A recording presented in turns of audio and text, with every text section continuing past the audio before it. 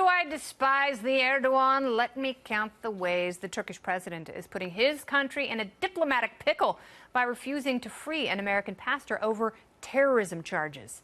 The fake crime is a bunch of hot malarkey, a rancid plate of Turkish non-delight.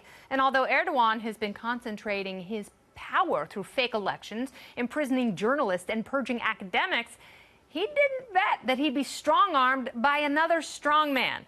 Our president has had it up to his eyeballs with Turkey's trolling, and instead of empty words, President Trump is offering a full-throated digital slap to Erdogan, tweeting, quote, "I have just authorized a doubling of tariffs on steel and aluminum with respect to Turkey as their currency, the Turkish lira, slides rapidly downward against our very strong dollar. Aluminum will now be 20% and steel 50%. Our relations with Turkey are not good at this time."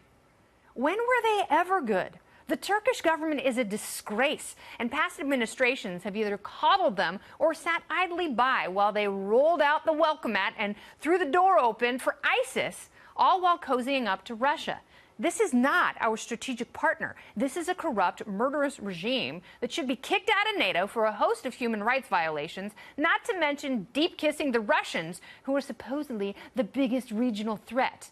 Now, sure, there have been counter-threats. Now Erdogan is saying he'll pull the iPhone off the market, as if the people there could use the device to mobilize, enrich themselves, or seek freedom from a regime that wants total control and is willing to tank the global economy to prove a childish point.